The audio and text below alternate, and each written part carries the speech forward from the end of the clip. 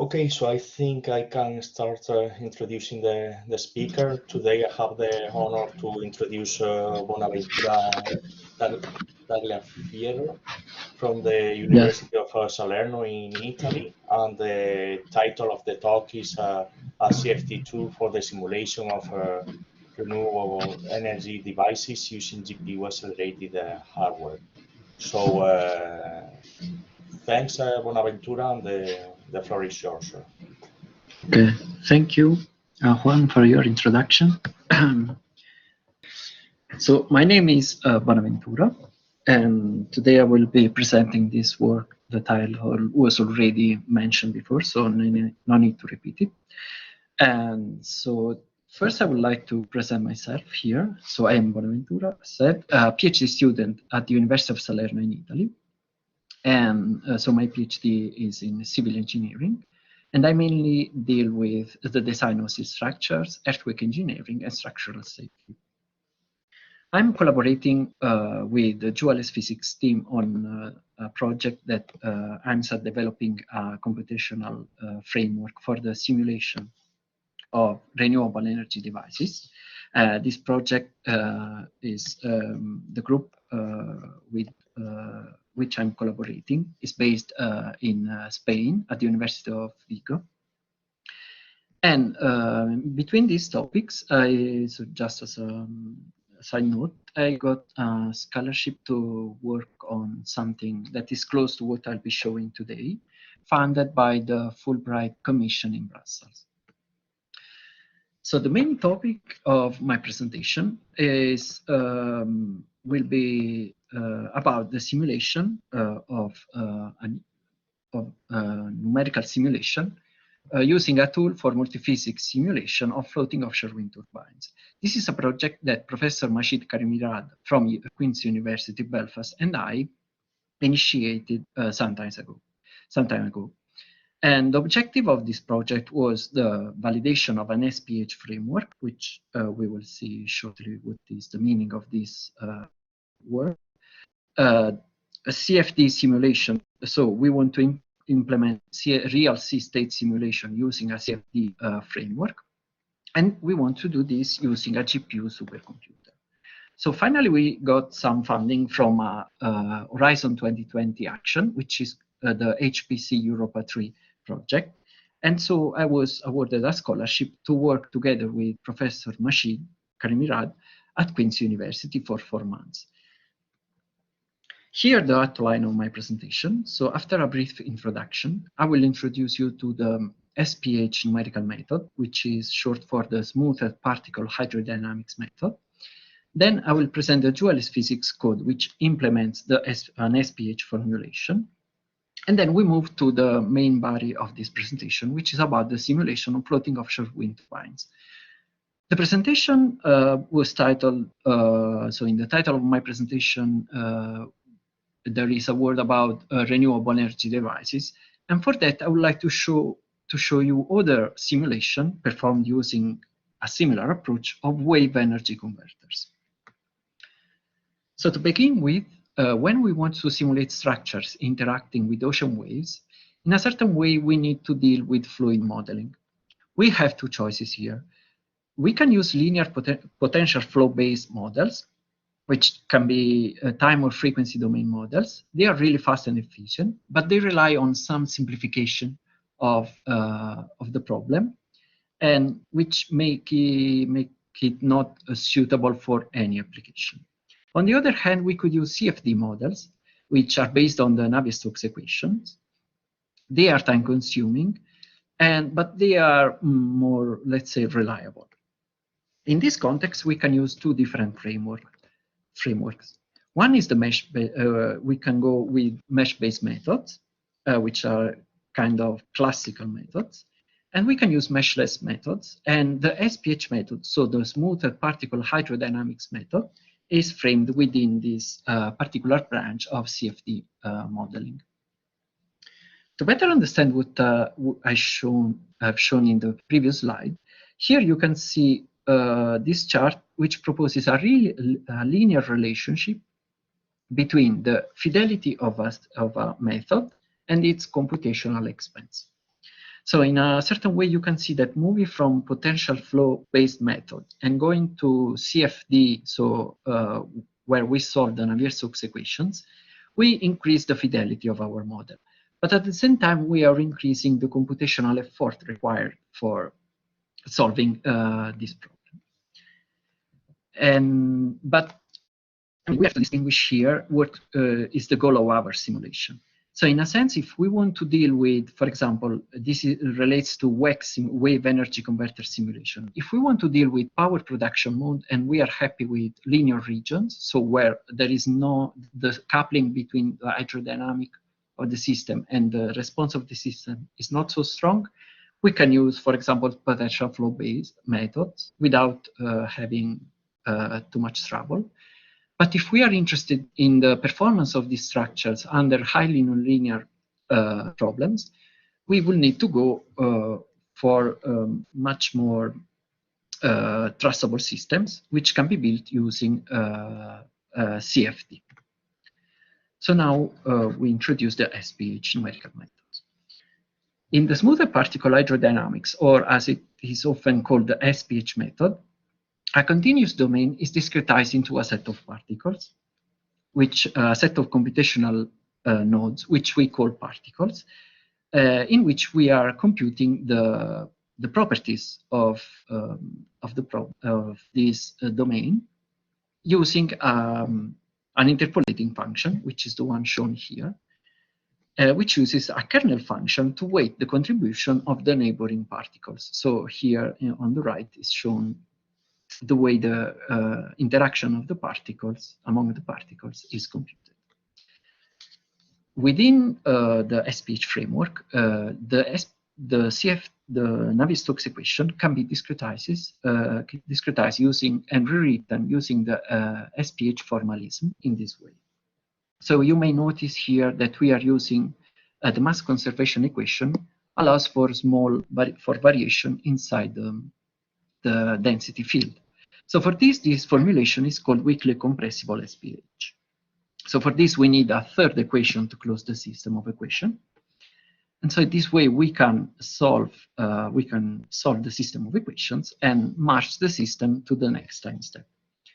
Here you may notice two extra terms, which are artifacts that are used to make the system of equation more stable. And for which, for a complete description, I invite you to check these two papers about this. But anyway, this is the main formulation that is implemented within the DualSPHysics code. An SPH simulation looks like this. The video you can see here. So you can recognize each particle and that moves around, and according to the field that is solved. So a common policy in this for SPH is to imagine the particles interacting in this way.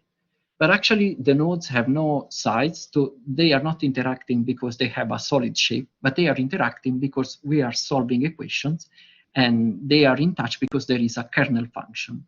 So this is kind of the main point here. Here, another simulation. Waves propagating into a numerical tank, and particles are so the fluid is interacting with two solid geometries.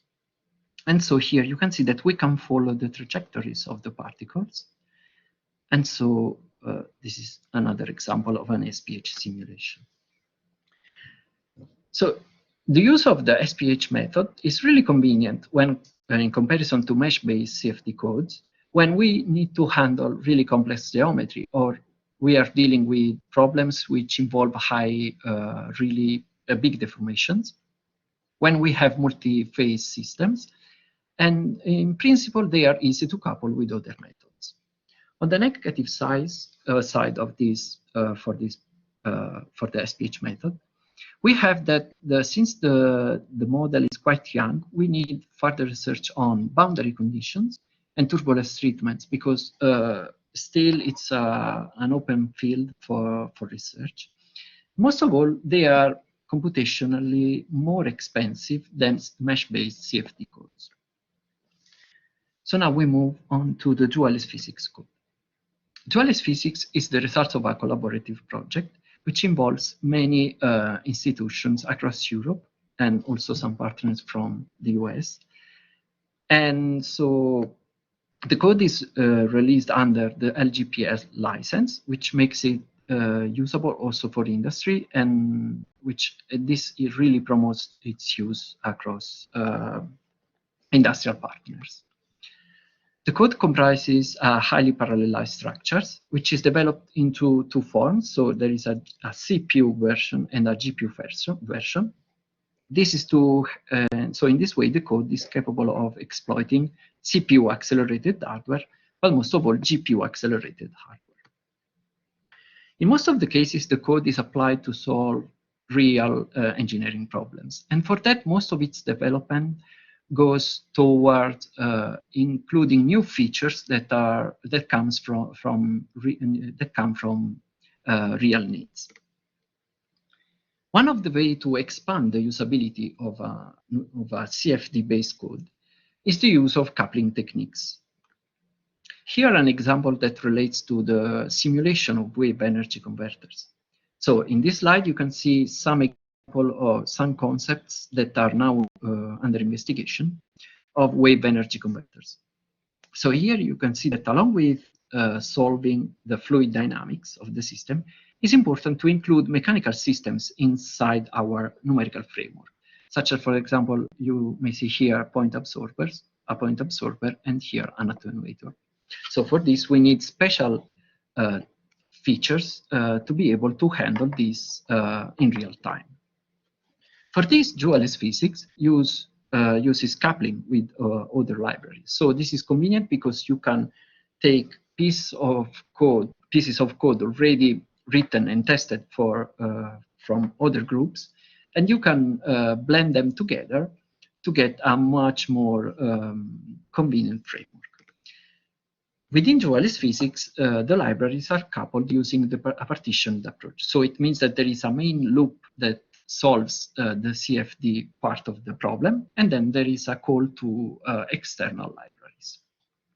So here in the following, I'll be reviewing the Murdyne plus coupling and the coupling with the Project Chrono library. Murdyne plus is a library that describes the dynamics of mooring lines, and is based on a former implementation that is called Murdyne. The new version solves many bugs of this first implementation, and includes new functionalities, such as you can simulate mooring, several objects connected with moorings, and so forth. Here, a validation of this coupling. So catenary lines that connect these boxes are validated under regular waves. And here you can see from these charts that the validation, the accuracy of the system is quite good. The other coupling that I've mentioned before is the coupling with the library Project Chrono. This is an open source multi-physics simulation engine developed by UW-Madison in the US and the University of Roma in Italy. This is used in general for collision detection, so having different bodies interacting among them, to solve multi-body dynamics, and for flexible elements, which can be included within the same framework. So we have fluid and we have the mechanical systems. So now we move to the main application that this presentation deals with. So as I mentioned at the beginning, this is a collaborative project with Queen's University. We were funded by the HPC Europa 3 Action.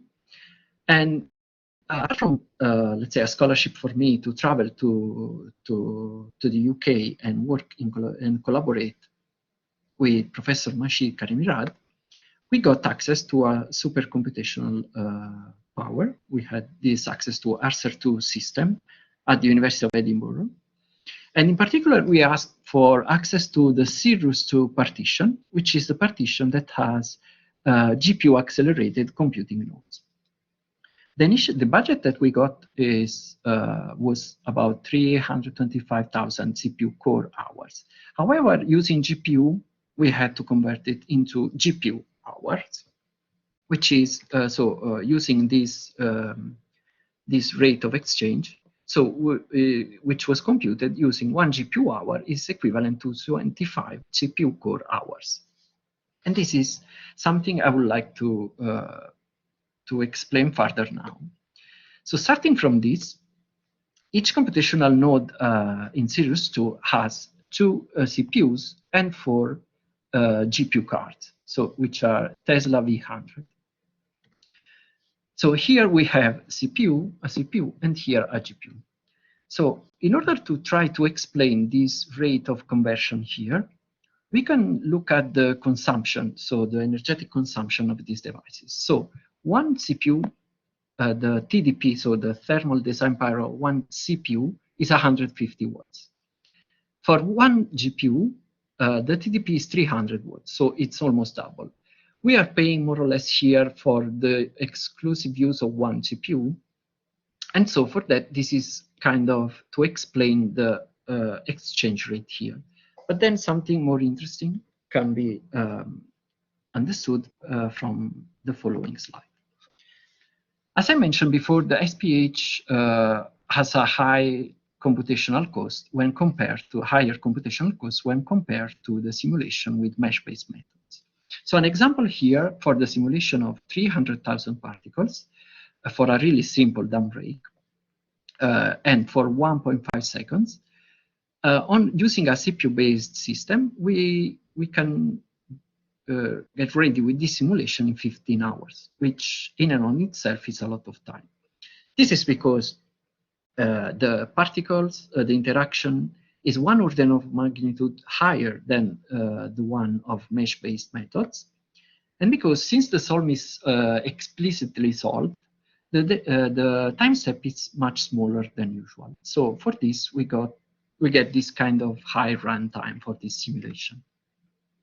So the high computational cost, plus when we want to simulate real problems, which involve long simulation and millions of particles, the time required for this simulation becomes unmanageable. So for this, we need to use HPC techniques. The DualSPHysics team decided to use GPU cards, so graphical process units, which is a piece of, they are pieces of hardware that were mainly developed at the beginning from the game industry, but now, I mean, most of it is pushed by the cryptocurrency field. But anyway, the use of this CPU is convenient because they are really powerful devices and with a very low cost. But however, the code needs to be rewritten in a certain way and restructured in order to exploit all the functionalities of GPU cards. But here, this chart shows you why this path took long, almost 10 years ago for this. So considering the flagship of NVIDIA, the A100, we have a speed up of 165 compared to this CPU processor, which is, in this case, this is the CPU that I have in my desktop. And in this sense, you may think that this is unfair, this comparison, because we are considering a professional system with a kind of homemade system.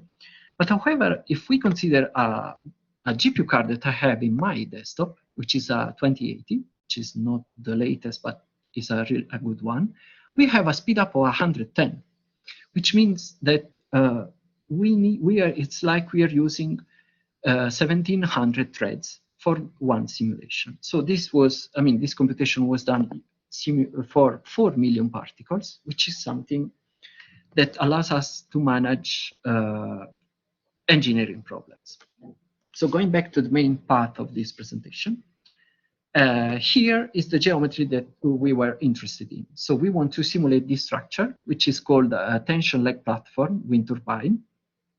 And the reference paper is the one proposed here, from which we took experimental data to compare with. So here you can see the mooring lines, which are simulating using the MoorTime Plus library. Here, the parameters that we need to compute and to input to the system in order to make it work properly. So then we create the particle discretization of our geometry. And here you may distinguish the particles here. So the computational node. These particles are the particles that belong to the solid structure, so to the floating object that is simulated to the platform, let's say. So the first validation was performed using a DECAY test, for which we had data in the reference paper. So the experimental period is around 4 seconds. So we performed a similar test to what is done for DECAY tests.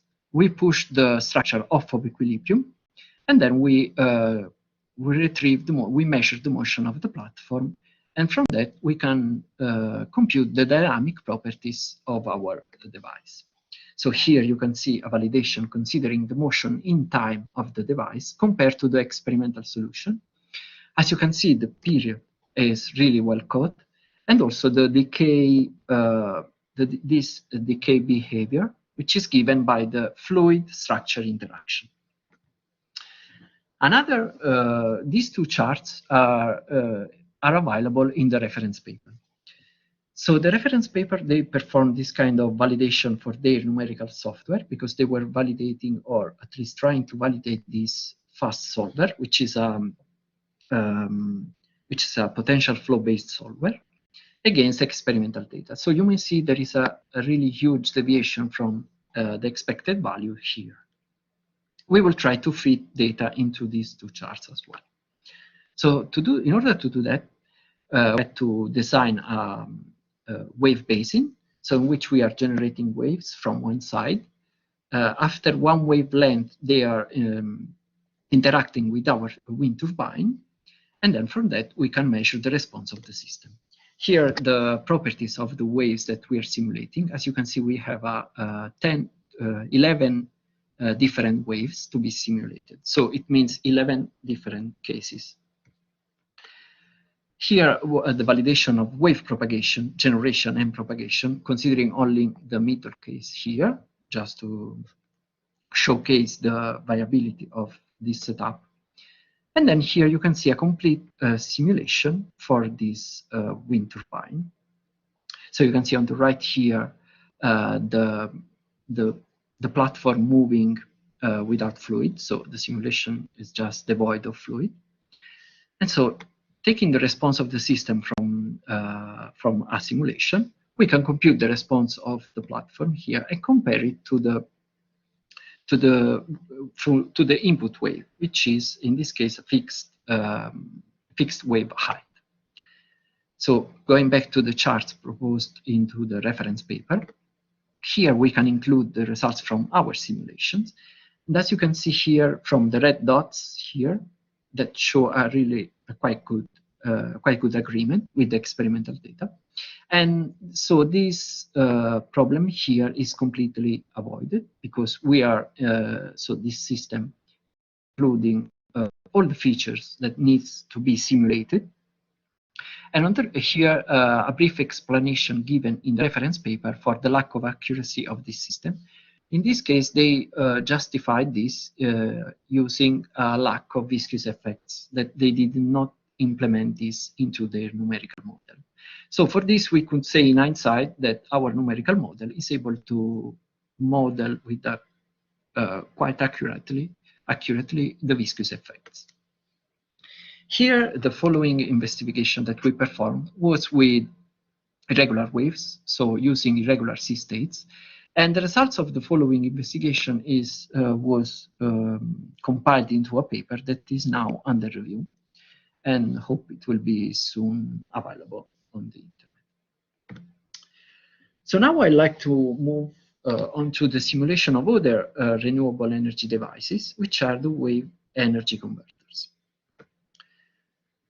This is a really a field of, a really interesting field because in the past 5 years now, a lot of papers have been published about this subject, and this is because this project is promoted by Professor Alex Crespo at the University of Vigo in Spain, and this is mainly this investigation research is mainly done in order to prove the capability and to prove the capabilities of the numerical code DualSPHysics. So far, let's say the bulk of the investigation has been performed considering the wave-back interaction, including mooring systems inside the same simulation, and simulating power takeoff systems, which is something that is important for the correct simulation, not only for simulation under regular waves and under regular conditions, but also for extreme simulation. So in the sense that when we want to investigate the survivability of these structures. One example here is the UPPSALA wave energy converter developed by Uppsala University in Sweden.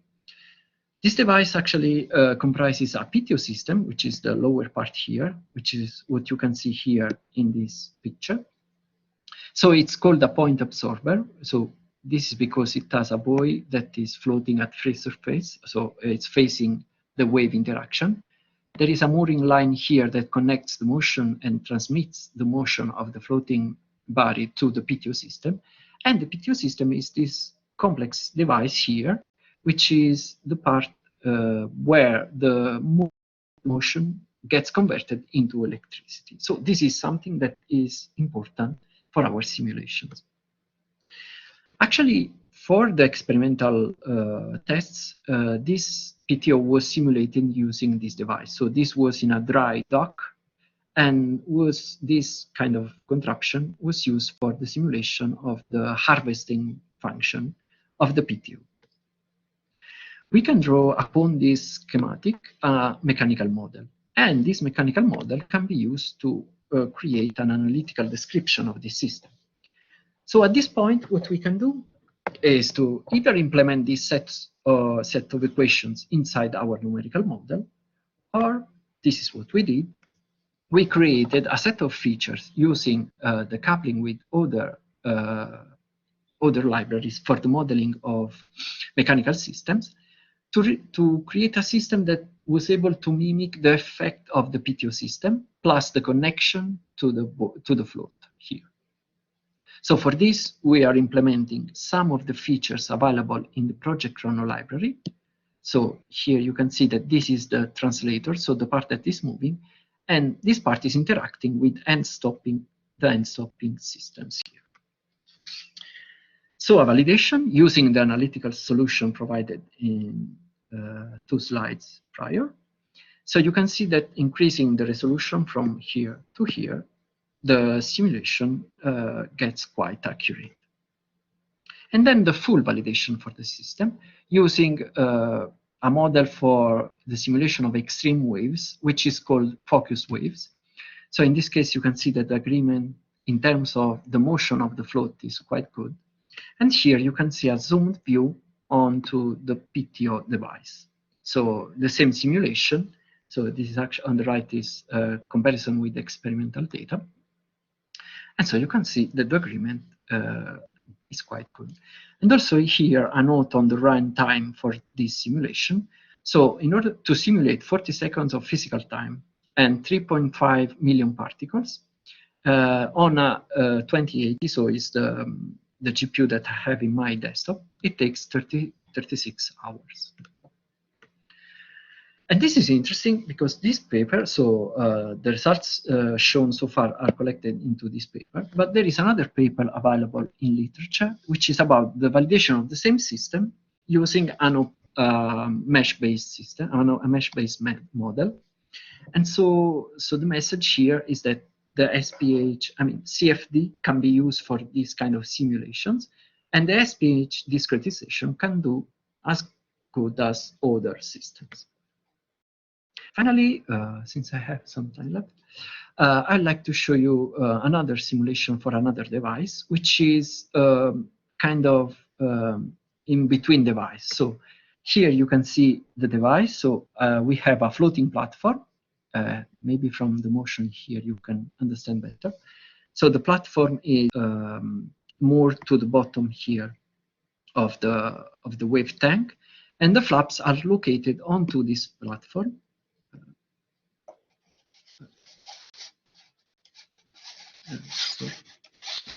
Okay, So, and then you can see the flaps that their motion is conditioned by the connection to the platform. So here at the bottom of the slide, a schematic for the device. So in which is you can see here the mooring lines, the connection here between the platform and the two flaps, so 1 and 2. And so this device was validated as well under regular waves. So this is some of the work is going on now, which is about the understanding the performance of this system under extreme waves. Here again, the same focused wave model is used for the simulation of extreme conditions. And so you can see the simulation goes quite smoothly, so without any complications.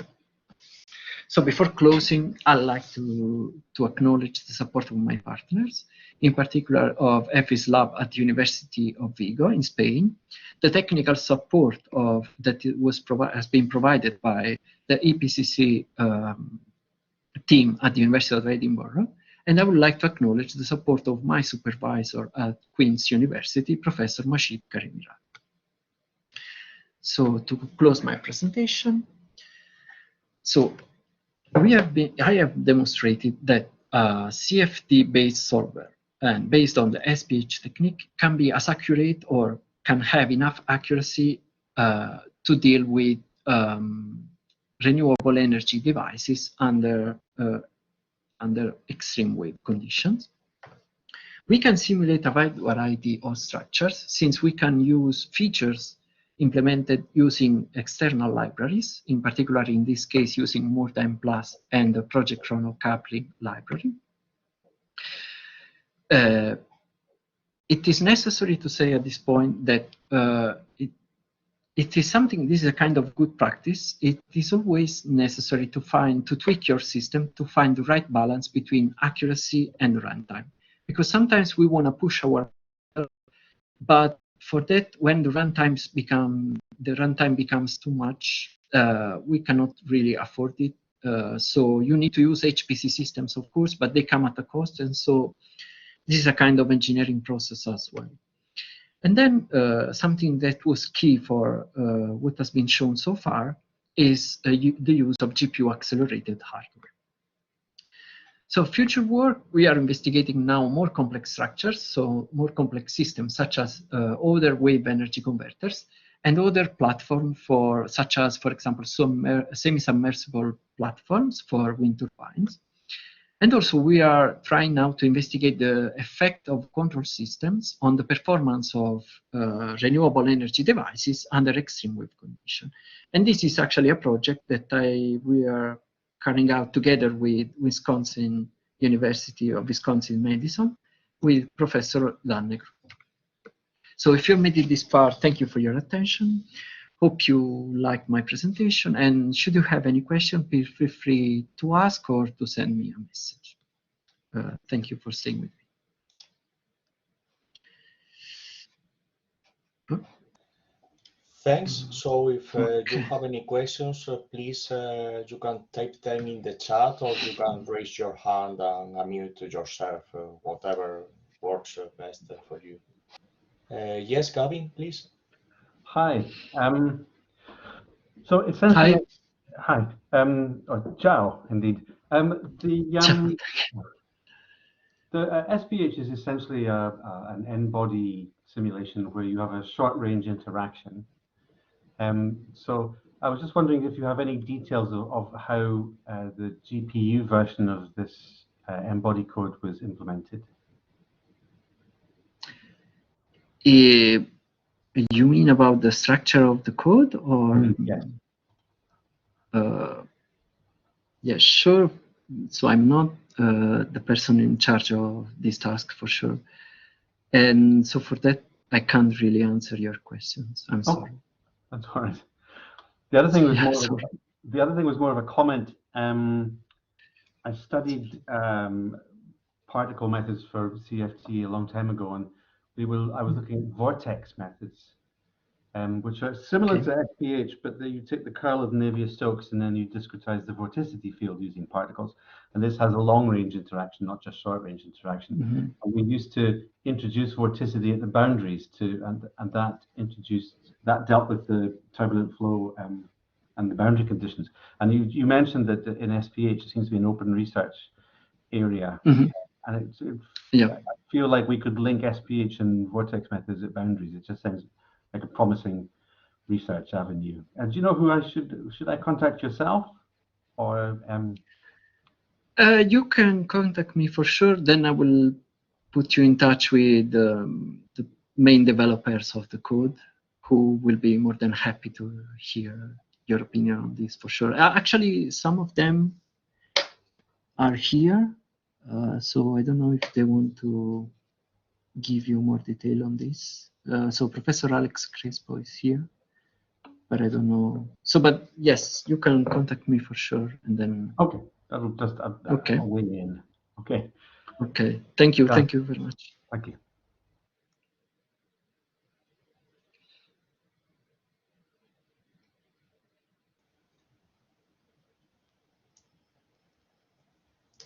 Yeah, I see there is a comment in the chat. I think Okay. the question of Gabby. Okay. Yeah. It's Crespo answering. Yeah.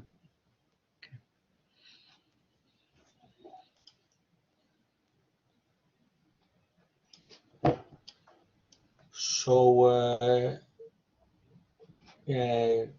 see, Gavin, yes. Sorry. Well, nobody else has asked. I don't want to hog the question space, but I was just wondering. So, if I remember rightly, this was CUDA that you used. Have you looked at OpenACC as perhaps a bit more lightweight and more portable solution? No, actually, we don't. We didn't.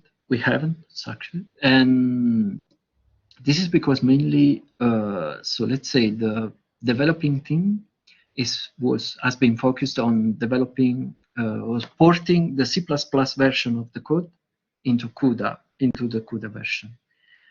I don't know if there is anything planned about that, so about moving to another platform, but I don't think so, since the group is, I mean, it's a big group, but it's not that big.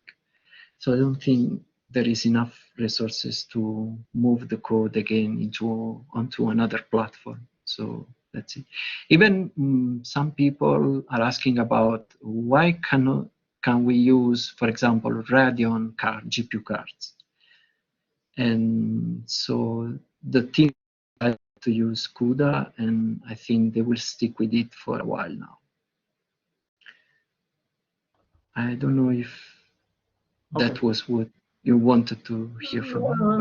Well, CUDA means you stick with NVIDIA, I guess, if you look at heap. Yeah, that's ARM, yeah. But OpenACC is more is kind of more pragma-based, more like giving suggestions to the compiler rather than direct instructions. And or CUDA or heap, it would make it more portable. But anyway, that's fine. Okay, thank you for your comment.